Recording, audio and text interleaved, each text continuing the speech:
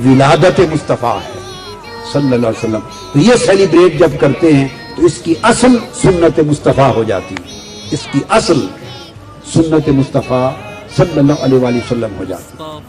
اور اس اصل کی وجہ سے یہ عمل اٹ سیلف ایک عبادت ہو جاتا ہے. یوم عاشورہ ہے. سیدنا امام علی مقام اور شہدائے کربلا معلیٰ کی شہادت اور یہ واقعہ تو بعد میں ہوا. اس دن کی ہمیشہ کسی نہ کسی شکل میں تاریخ میں، انبیاء کی تاریخ میں، اسلام کی پوری تاریخ میں ایک اہمیت رہی اس دن کی. اور جو ایک حدیث اس وقت کوٹ کر رہا ہوں بخاری شریف سے، مسلم شریف سے، صحیح ستہ میں، وہ یہ کہ یہی دن تھا عاشورہ کا، 10 محرم الحرام کا، جب قریش پہلے زمانے میں، قریش کا جو آقا علیہ السلام کی بعثت سے بھی پہلے کا زمانہ تھا، آپ کے آباء و اجداد کا، اس دن سب سے پہلی مرتبہ کعبۃ اللہ کو کالا غلاف چڑھایا گیا. تو یہ جو غلاف چڑھانے کا دن تھا عاشورہ، اس کو آقا علیہ السلام اعلان نبوت سے بھی پہلے، دور جاہلیت جب تھا، بعثت سے بھی پہلے اس دن کو روزہ رکھ کر سیلیبریٹ کرتے تھے. پھر اسی دن کا ایک اگلا فیز آیا. آقا علیہ السلام جب مدینہ ہجرت فرما کے تشریف لے گئے تو آپ نے دیکھا کہ یہودی بھی اس 10 محرم کو، یوم عاشور کو روزہ رکھتے.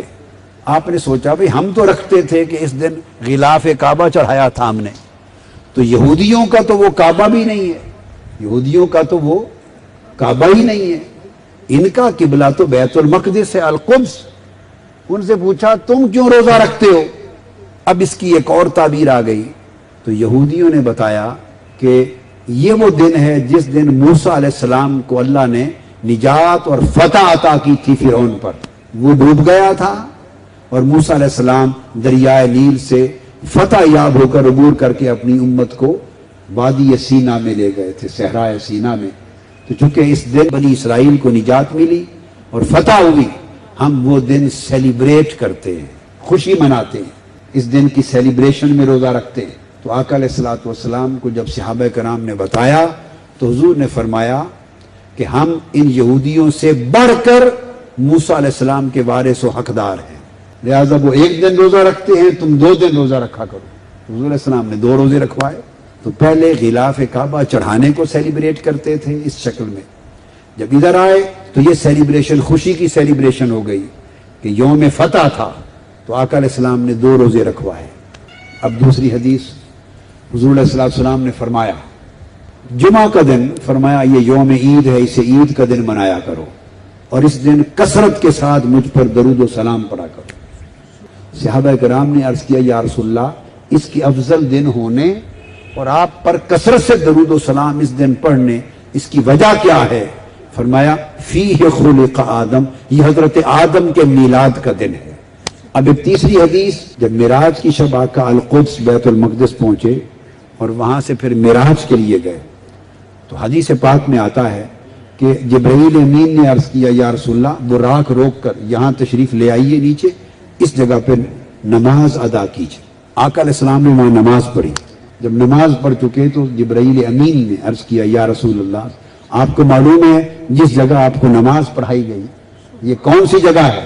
اور خود عرض کیا کہ یہ عیسیٰ علیہ السلام کی میلاد کی جگہ ہے، کہ میں نے اپنے سے پہلے پیغمبر کا میلاد وہاں جا کر منایا ہے، تم قیامت تک میرا میلاد منانا. حدیث پاک میں ہے کہ جب مدینہ میں آقا علیہ السلام ہجرت فرما کے تشریف لے آئے تو آپ نے بکرے منگوائے اور کھانا پکایا، بکرے ذبح کیے، کھانا پکایا اور خوشی کے ساتھ لوگوں کو کھلایا.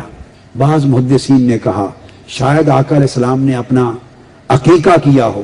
امام جلال الدین سیوطی سمیت بڑے بڑے ائمہ حدیث نے کہا کہ عقیقہ تو ایک ہی بار ہوتا ہے، حضور کا عقیقہ تو آپ کے دادا عبد المطلب نے 7ویں دن کر دیا تھا. تو پھر محدثین نے کہا حضور نے اپنا میلاد منایا تھا. اس کو امام حدیث امام جلال الدین سیوطی نے الحاوی الفتاوی میں پوری بحث کے ساتھ بیان کیا کہ دراصل یہ آقا علیہ السلام نے اپنا میلاد منایا تھا، اور اپنے میلاد کی خوشی میں اہتمام کرنا، کھانے بنانا، جشن کرنا، تقسیم کرنا، خیرات کرنا، یہ سارا عمل جب امت کرے تو حضور نے خود اس لیے کیا کہ یہ میری اپنی سنت بن جائے صلی اللہ علیہ وسلم.